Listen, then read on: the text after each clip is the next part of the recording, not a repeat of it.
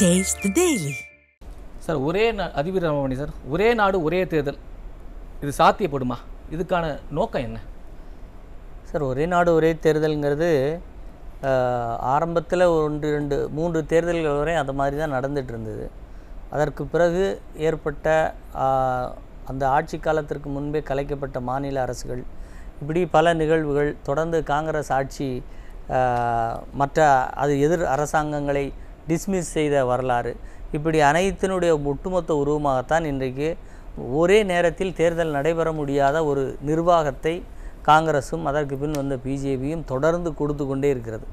இப்போ இவர்கள் எந்த மாநில அரசாங்கத்தின் மீதும் சரியான நடவடிக்கை எடுத்திருந்தால் இது போன்று ஒரே நாடு ஒரே தேர்தல் என்ற கோரிக்கையை எழுந்திருக்க வேண்டிய அவசியமில்லை.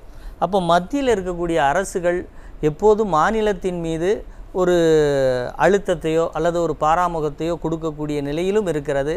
இப்படி அல்லது கூட்டணி தங்களோடு கூட்டணி வைத்து கொண்டவர்கள் வைத்து கொள்ளாதவர்கள் என்கின்ற முரண்பாட்டில் சில நடவடிக்கைகள், சில அரசுகள் ஏற்கனவே டிஸ்மிஸ் செய்யப்பட வேண்டிய நிலைக்கு மத்திய அரசை தள்ளிய நிலை, இப்படி பலதரப்பட்ட நிலைகள் இந்த சுதந்திரம் பெற்ற இந்தியாவிலிருந்து இன்றைய தேதி வரை பல காலகட்டங்களில் பலவிதமான மாநில அரசாங்கங்கள் பல காரணங்களுக்கு கலைக்கப்பட்டு தான் இப்போ ஒரே நாட்டில் இது எல்லாத்தையும் ஒரே நேரத்தில் தேர்தல்ங்கிறது ஒரே நேரத்தில் கொண்டு வரணும் அப்படிங்கிற நடைமுறையை இவங்க கொண்டு வராங்க.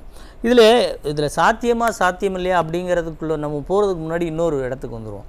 அதாவது எந்த தொலைத்தொடர்பும் போக்குவரத்து வசதிகளும் இல்லாத காலகட்டத்தில் கூட இந்திய நாடாளுமன்றத்திற்கான தேர்தல் ஒரு குறுகிய காலத்துக்குள் நடத்தி முடிக்கப்பட்டது.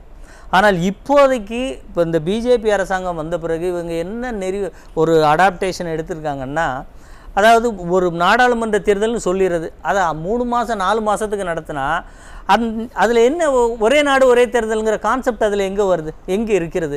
அப்போ இவங்க என்னென்னா, இவ்வளவு முன்னேறிய பிறகும் இவ்வளவு தகவல் தொழில்நுட்பம் வளர்ந்த பிறகும் இன்னும் ஒரே நேரத்தில் தேர்தல் என்று சொல்லிவிட்டு பல மாதங்கள் பல கட்டங்களாக தேர்தலை நடத்துவது என்பது ஒவ்வொரு மாநிலத்திற்கும் பிரதமரே வர வேண்டியது, ஒரு மாநிலத்தில் இருக்கிற அனைத்து தொகுதியிலும் வந்து பிரச்சாரம் செய்வது, அப்போ அரசு எந்திரத்தை தேர்தல் தங்களுடைய லாபத்திற்காக அரசு செலவிலேயே ஒட்டுமொத்த தேர்தலையும் சந்தித்து விட்டு செல்வது போன்ற பல வகையான நிலை வந்து இதுக்குள்ளே மறைஞ்சிருக்கு. அதனால அந்த செலவினங்களை குறைக்கிறதுக்கு தான் ஒரே நாடு ஒரே தேர்தல் இல்லை. அந்த ஒரே நாடு ஒரே தேர்தல் ஒரு 15 நாளில் நடத்திடுவீங்களா?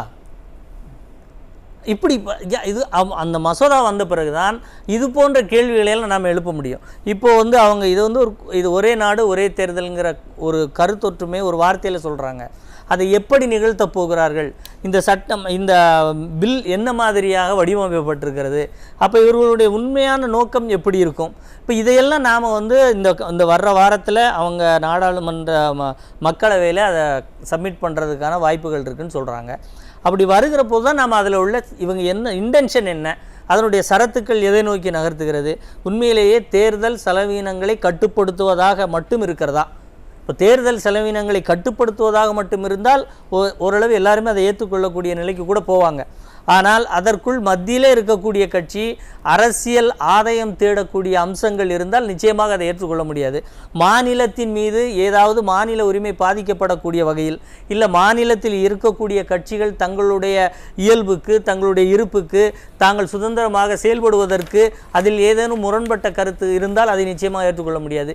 இப்படி பல சரத்துக்களை நாம் வந்து சாத்தியமில்லையா என்பதை அந்த சட்டம் அவையிலே வைக்கப்பட்ட பிறகுதான் நாம் அதை வந்து மிக தெளிவாக நம்ம இந்த சூழ்நிலையில் சொல்ல முடியும். ஏன்னா இது வரைக்கும் அது ஒரு பேச்சு வழக்கில் மட்டுமே இருந்துகிட்டு இருந்தது. இப்போ மைனாரிட்டியாக இருக்கக்கூடிய இந்த அரசாங்கம் இதை எப்படி முதல்ல கொண்டு வர முடியுமா, அல்லது தொடர்ந்து 11 நாட்களாக நாடாளுமன்றத்தை அவர்களால் நடத்த முடியாத ஒரு நிலை இருக்கிறது. அப்போ இந்த நிலையில் இந்த ஒரு விஷயத்தை, ஒரு முடியாத விஷயத்தை, அல்லது எல்லோரிடமும் ஒரு கருத்தொற்றுமை ஏற்படுத்த முடியாத ஒரு விஷயத்தை கொண்டு போய் வைத்து இன்னும் அந்த அவையினுடைய நாட்களை அப்படியே கடத்தி விடலாமா? எப்படி திமுக இங்கே மாநில சட்டமன்றத்தில் நாங்கள் வந்தால் 100 நாட்கள் சட்டமன்றத்தை நடத்துவோம்னாங்களா? இந்த மாதம் 17 நாள், இந்த வருஷம் 17 நாள் தான் சார் நடத்தியிருக்காங்க. 100 எங்கே இருக்குது, 17 எங்கே இருக்குது? அப்போ அவைக்குள்ளே எது முடியுமோ அதை விவாதிக்கக்கூடிய வகையில் கொண்டு வர வேண்டும். கருத்தொற்றுமை இருக்கிறதா, அந்த மெம்பர்ஸுடைய எண்ணிக்கை நம்மளால் பெற முடியுமா, இப்படி பல விஷயங்கள் அதுக்குள்ளே அடங்கியிருக்கு. அப்போ இதையெல்லாம் விட்டுவிட்டு இவர்கள் இந்த நேரத்தில் இதை கொண்டு வர்றாங்கன்னா, அப்போ நாடாளுமன்றம் ஏற்கனவே திணறி கொண்டிருக்கிற ஒரு அமைப்புக்குள் இன்னொரு திணறலை போட்டால் அது அப்படியே ஸ்டக்காகி நின்றோம் அப்படிங்கிற நோக்கம் அதுக்குள்ளே இருக்கா அப்படிங்கிறதை நாம் பார்க்கணும். ஏன்னா இது கொண்டு வரக்கூடிய காலகட்டம், அவங்க ஸ்ட்ரென்த்தாக இருந்தபோது கொண்டு வரல, மைனாரிட்டியாக இருக்கும்போது கொண்டு வராங்க. சரி, மைனாரிட்டியாக இருக்கும்போதும் ஒரு அவை நடவடிக்கை சீராக இருக்கும்போது கொண்டு வரல.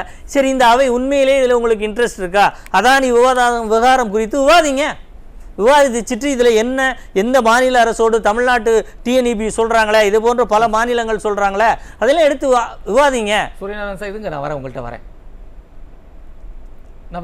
வரேன். இல்லை சார், நான் முதல் சுற்று பேசிடுறேன், அதுக்கப்புறம் உங்கள் கருத்து சொல்லுங்கள். இல்லை, அதனால் இப்போ இத்தனை விஷயங்களும் இதுக்குள்ளே மறைஞ்சிருக்கு சார். இன்றைக்கு இவர்கள் கொண்டு வந்ததுக்கு பின்னால் எத்தகைய வியூகம் அமைக்கப்பட்டிருக்கிறது அப்படிங்கிறத நம்ம பார்க்கணும். ஏன்னா பிஜேபி கொண்டு வரக்கூடிய ஒவ்வொரு சட்டத்திற்கு பின்னாலும் ஏதோ ஒரு மறைமுக அஜெண்டா இருக்கிறது போல தான் ஒவ்வொரு மாநிலமும் தங்களுடைய பார்வையில் தங்களுடைய கருத்தை பதிந்து கொண்டே இருக்கிறாங்க. அப்போ இந்த திட்டம் மட்டும் அதற்கு விதிவிலக்காக இருக்குமா இல்லையா, இல்லை தூய எண்ணம் இருக்கிறதா அப்படிங்கிறத அது அவையில் வைக்கப்பட்ட பின்பு அதனுடைய விவாதத்திற்கு விடுகிற போது தான் நம்ம அதில் தெளிவான இன்னொரு விளக்கத்தையே நம்ம அதை சொல்ல முடியும். எப்படி இருந்தாலும் இது மாநிலத்தினுடைய உரிமையை பறிக்கக்கூடிய வகையில் இதனுடைய ஏதாவது ஒரு சரத்து இருந்தால் கூட அதை யாராலும் நிச்சயமாக ஏற்றுக்கொள்ள முடியாது. இதெல்லாம் ஆரம்ப கட்டத்தில் இருந்தது தானே. ஒரே நாடு ஒரே தேர்தல் கடந்த ஒரு ஆரம்ப காலகட்டத்தில் ஒரு 3 தடவை நாடாளுமன்றம் அப்படி தானே தேர்ந்தெடுக்கப்பட்டிருக்கு. அதான் சார், இது ஒரு நல்ல கேள்வி. இது ஒரு சட்டமாக வேண்டுமா அப்படிங்க நீங்கள் பார்த்தீங்கன்னா அந்த நிலையை நீங்கள் தொடர்ந்து இருந்தீங்கன்னு வைங்களேன். இப்போ எந்த மாநில அரசையும் மத்தியில் வரக்கூடியவர்கள் டிஸ்டர்ப் பண்ணாமல் அதனுடைய முழு டெனூரையும் கொண்டு போகிறதுக்கான வாய்ப்பு வசதிகளை ஏற்படுத்தி வச்சுருந்தாலோ, அதை டிஸ்டர்ப் பண்ணாமல் இருந்திருந்தாலோ அது இவ்வளவு வந்திருக்கிறதுக்கு வாய்ப்பில்லை. அது போக மத்திய அரசு மட்டுமா அப்படின்னு கேட்டிங்கன்னா நிறைய பிரிவுகளாலேயும் ஒரு நம்பிக்கையில்லா தீர்மானங்களும் அதில் இன்னொரு அடுத்த வகையில் வருது. இப்போ நம்பிக்கையில்லா தீர்மானங்கள் அது போன்றதை பார்த்திங்கன்னா அது எண்ணிக்கையில் கொஞ்சம் குறைவு தான். அது பிஜேபி அரசாங்கம் வந்த பிறகு தான் அனைத்து மாநிலங்களிலும் அது பரவலாக்கப்பட்டிருக்கு. ஒவ்வொரு கட்சியை உடைக்கிறது, அதை இரண்டாக்குவது, இல்லை மைனாரிட்டியான ஒரு 4-5 சீட் வச்சுருக்கிறவங்க கூட மத்திய அமைச்சரையில் கொண்டு வைக்கிறது. இப்படி பல விஷயங்கள்ல பிஜேபி இந்த மத்திய அரசு தொடர்ந்து அதிகார துஷ்பிரயோகத்தை செயல்படுத்திக்கிட்டே இருக்கு. அதற்காக தான் இதை எல்லாம் பார்க்குறாங்க. இப்போது சார், நீங்கள் கர்நாடகத்தில் எவ்வளோ களபேரங்கள் நடந்தது. இவங்க ஒரு சிறிய சீட்டை வச்சுக்கிட்டு அமைச்சரவையில் இடம் பிடிக்கிறாங்க. இது மாதிரி நீங்கள் ஒவ்வொரு மாநிலத்திலும் நடந்ததை பார்க்கலாம். மகாராஷ்டிராவை பார்க்கலாம், பாண்டிச்சேரியை பார்க்கலாம். இல்லை, காங்கிரஸ் அந்த பிஜேபி ஆட்சிக்கு வந்த பிறகுதான் இந்த கலாச்சாரம் மிக விரைவாக நடந்தது. இதுக்கு முன்னாடி இல்லையான்னு கேட்டால் இருந்துச்சு. ஆனால் தொடர்ந்து இது எங்கள் மாநில தேர்தல் நடந்தாலும் அங்கே இது போன்ற ஒரு நிகழ்வை ஏற்படுத்துகின்ற கலாச்சாரம் இதுவரைக்கும் எங்கேயும் கிடையாது. ஆனால் அது பிஜேபி மத்திய அரசினுடைய ஆட்சி அதிகாரத்திற்கு வந்த பிறகு தொடர்ந்து இது ஒரு ப்ராக்டிஸாக வச்சுருக்காங்க. அப்போ இந்த ப்ராக்டிஸ் இன்னும் சொல்ல போனால், அதாவது தேர்தல் ஆணையத்திற்கு அங்கே ஆணையத்தினுடைய ஆணையர்களை நியமிப்பதில் கூட உச்சநீதிமன்ற நீதிபதியை நீக்கிவிட்டு வெறும் ஆளும் தரப்பிலிருந்து இருவர்களும் எதிர்க்கட்சியிலிருந்து ஒருவரும் என்று சொல்லக்கூடிய அந்த நிலையை கொண்டு வரதுக்கு இவங்க முயற்சி பண்ணுறதை பார்த்தா, அப்போ தேர்தல் என்பதை இவர்கள் இந்த தேர்தல் நடத்தும் முறை, தேர்தல் வியூகம், இதையெல்லாம் இந்த ஆட்சி அதிகாரத்தை கொண்டே கட்டுப்படுத்த நினைக்கிறாங்களா அப்படிங்கிற ஒரு கேள்வி எழாமல் கிடையாது. இப்போ மிக தெளிவாக எழுகிறது. அப்போ இது மிக மிக கவனிக்கத்தக்க ஒன்று. ஏன்னா தேர்தல் ஆணையம், ஆளும் கட்சி, எதிர்க்கட்சி 3 இருக்கிற போது ஒரு நியாயமான நிலைப்பாடு, தேர்தல் ஆணையர் நியமனம் ஓரளவுக்கு நியாயமாக நடப்பதற்கான சாத்தியக்கூறுகள் இருக்கின்றன. அப்போ 2 பிஜேபி, ஒரு உள்துறை அமைச்சர், ஒரு பிரதம மந்திரி, ஒரு எதிர்க்கட்சி தலைவருங்கிற போது ஆட்டோமேட்டிக்காக அங்கே நியாயத்தன்மை இல்லைன்னு ஆகிடுதா. அப்போ தேர்தல் ஆணையரையே அவர்கள் விருப்பத்திற்கு நியமிக்கிற போது இவர்கள் கொண்டு வருகிற தேர்தல் விதிமுறை, ஒரே நாடு ஒரே தேர்தலில் இது போன்ற மறைமுக அஜெண்டாக்கள் என்னென்ன இருக்கிறது அப்படிங்கிறதையெல்லாம் பார்த்தால்தான் இந்த அஜெண்டா ஒரே நாடு ஒரே தேர்தல்னு இவங்க கொண்டு வர்றதில் உண்மையிலேயே தேசத்தின் நலன் ஒளிந்திருக்கிறதா அல்லது பிஜேபியினுடைய நலன் ஒளிந்திருக்கிறதா அப்படிங்கிறத பொறுத்து தான் நாம் இதை அடுத்து இது நிறைவேற முடியாதா. இது மீண்டும் இன்றைக்கு அவர்களால் நாடாளுமன்றத்தை நடத்த முடியாத நேரத்தில் கொண்டு வந்திருப்பதை பார்க்கும்போது இதை நாடாளுமன்றத்திற்குள் இதை கொண்டு வந்து இது ஒரு பேசு பொருளாக மாற்றி நாடாளுமன்ற கூட்டத்தொடரை எதுவுமே நடக்காமல் முடித்து விடலாமா என்கின்ற ஒரு நிலையும் இதில் ஒளிந்திருப்பதாக தான் நம்ம பார்க்க முடியும். புரியுது சார். திசை திருப்பத்துக்காக செய்கிறாங்கன்னு புரியுது. அதிபர் ராமபாண்டியன் சார், உங்களோட நிறைவு கருத்து சுருக்கமாக. அதான் சார், இது எப்படி இந்த விவாதமே எப்படி இருக்குன்னா ஒரு விசித்திரமான. சூரியநாராயணன் சார், கொஞ்சம் வெயிட் பண்ணுங்க, வந்துடுறேன். ஏன்னா கருத்தை வாங்கிக்கிறேன். இந்த பில் குறித்த செய்தி வந்தவுடன் உதயநிதி ஸ்டாலின் அதை எதிர்க்கிறார் அப்படின்னு ஒரு ட்வீட் போடுறார். ஸ்டாலின் அதை எதிர்த்து ஒரு ட்வீட் போடுறார். ஆனால் மறைந்த கருணாநிதி இந்த மாதிரி ட்வீட்லாம் போடாமல் நெஞ்சுக்கு நீதியில் ஒரு புத்தகமே எழுதியிருக்கார். அதில் எப்படின்னா, இந்த ஒரே நாடு ஒரே தேர்தலை வந்து வரவேற்கிறோம், கழக ஆட்சிக்கு இன்றும் 1.5 ஆண்டு காலம் அமைச்சரவையில் இடம் இருந்தாலும் திமுக ஆட்சியில் இருக்குது, அப்போது ஒரே நாடு ஒரே தேர்தலுக்கு ஆதரவு தெரிவித்து இந்த 1.5 வருஷம் அமைச்சரவையில் இடம் இருந்தாலும் இதை தியாகம் செய்து நாம் ஒரே நாடு ஒரே தேர்தலில் சேரலாம், அதற்கு திமுகவினுடைய பொதுக்குழு செயற்குழு உறுப்பினர்கள் அனைவரும் என்னிடம் வந்து ஆதரவை தெரிவித்திருக்கிறார்கள் அப்படின்னு நெஞ்சுக்கு நீதியில் கருணாநிதி அப்போவே ட்வீட் போட்டிருக்காரு. இப்போது இதெல்லாம் பார்த்தீங்கன்னா இப்போ திமுக இதில் ஏன் இத்தனை முரண்பாடு? அப்போ பாராளுமன்றத்தில் நடக்கிற சண்டை என்ன சண்டையாக இருக்கும்னு பாருங்கள்.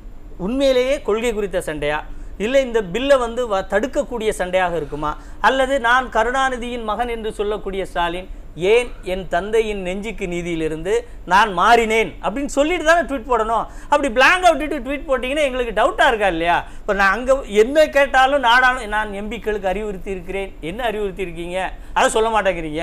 அங்கே போய் அதானிக்கு பிரச்சனை அந்த விவாதிக்கணும்னு ராகுல் போராடினா நீங்கள் அப்படி பைய ஜகா வாங்கிடுறீங்க, அதானி பேரை கேட்டால் இந்த பக்கம் எஸ்கேப் ஆகிடுறீங்க. இப்போ இதே மாதிரி இந்த பில்லுலையாவது தயவுசெய்து அங்கே உட்காருங்க, இல்லை அது என்ன நடக்குது, அங்கே உள்ள சரத்துக்கள் என்ன, இதையெல்லாம் விவாதிக்கணும், அதில் உள்ள மாநில உரிமை குறித்த என்ன அம்சங்கள் இருக்குது இதையெல்லாம் பார்க்கணும். ஏன்னா மக்களவையில் உங்களுக்கு தான் ஸ்ட்ரென்த் இருக்குது, எங்களுக்கு இல்லை, நாங்கள் ஒத்துக்கிறோம். அப்போ இந்த சட்டத்தில் இதில் வரக்கூடிய எந்த ஒரு சாராம்சத்தையும் மிக தெளிவாக புரிந்து கொள்ளாமலும் உங்கள் தந்தையார் கருத்திலிருந்து எப்படி மாறுபடுகிறீர்கள் என்பதை தமிழக அரசியல் இன்றைய சமகால அரசியலுக்கு சொல்லாமலும் நீங்கள் ட்வீட் அரசியல் மட்டும் போட்டுக்கிட்டு இருந்தால் பிஜேபியினுடைய இது போன்ற தந்திரங்கள் செயலக்கத்துக்கு வந்துவிடக்கூடாது என்பதை நாங்கள் அந்த அதிமுக சார்பாக எச்சரித்து சொல்கிறோம். உங்களுடைய நாடாளுமன்ற உறுப்பினர்கள் மிகுந்த எச்சரிக்கையோடு இதை கையாளணும் அப்படிங்கிறது அதிமுகவுடைய கருத்து.